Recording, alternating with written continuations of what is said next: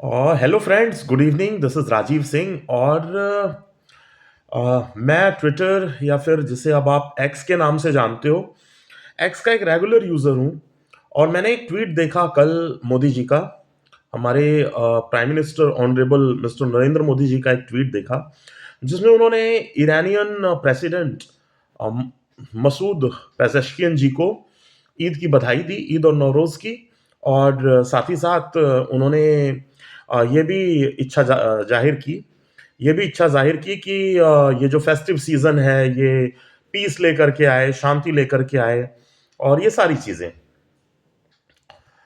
देखिए, normal circumstances में तो ये ट्वीट बहुत अच्छा माना जाता कि एक देश के प्रधानमंत्री ने दूसरे देश के राष्ट्रपति को इस तरह से ग्रीट किया उसके त्योहार पर और ये सारी चीजें। बट जो मौजूदा हालात हैं, ईरान वर्सेस इजराइल वार, और उसमें यूएस पूरी तरह से इन्वॉल्व है इस वार में।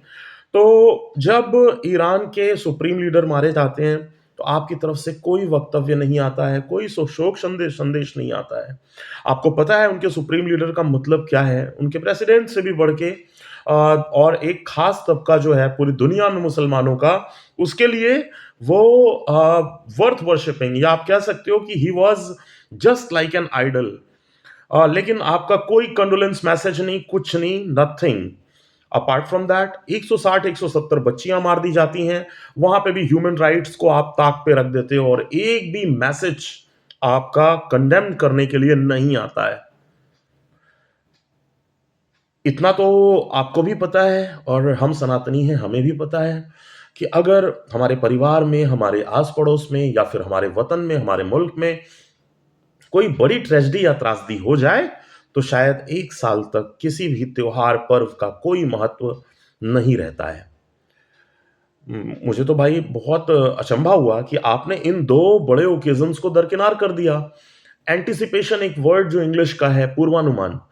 पूर्वानुमान जैसी कोई चीज, मुझे नहीं लगता कि मैं आपका एक बड़ा फैन था।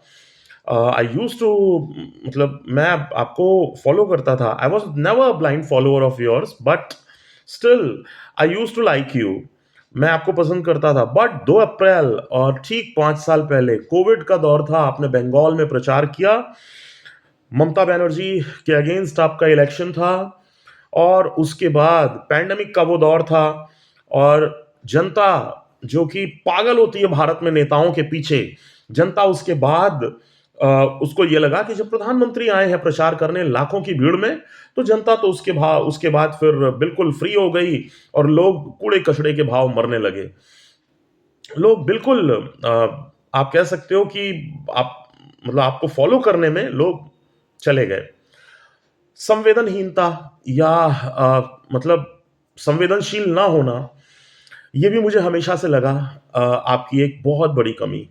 चाहे वो डिमोनेटाइजेशन के बाद नोटबंदी की लाइन में लग करके लोगों की मौत, मणिपुर में लोगों की मौत हुई हो, या फिर कई बड़े मौकों पर, मुझे एज एन इंडियन और मुझे जो अपने नेता से चाहिए था वो मुझे दिखा नहीं, ना वो मुझे मिला।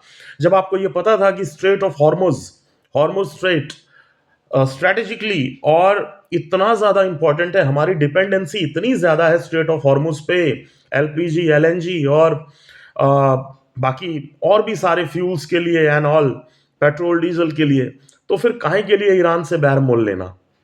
आप न्यूट्रल रह सकते थे। आप आप शायद अगर आप वो दो अशोक संदेश भेज देते प्रॉपर वे में, तो ईरान 100% था कि हमसे वो कभी भी नाराज नहीं हुआ, अभी भी नाराज नहीं है। उसका बड़ा दिल दिखाया ईरान ने, बट आपने ऐसा नहीं किया। और स्ट्रेट ऑफ हॉर्मुज पे हमारी ओवर डिपेंडेंसी, उसका नतीजा है कि एलपीजी का शॉर्टेज, बहुत सारे रेस्टोरेंट्स बंद हो रहे हैं, एलपीजीज में खाना नहीं मिल रहा है। पूरी दुनिया क्राइसिस झेल रही है, ग्लोबल क्राइसिस का दौर है हमारे देश में, तो और ज्यादा दिक्कतें हैं। अब करिए मैनेज आप जैसे भी कर सकते हैं, but really we are fed up, we are fed up since last 12 years, we are completely fed up.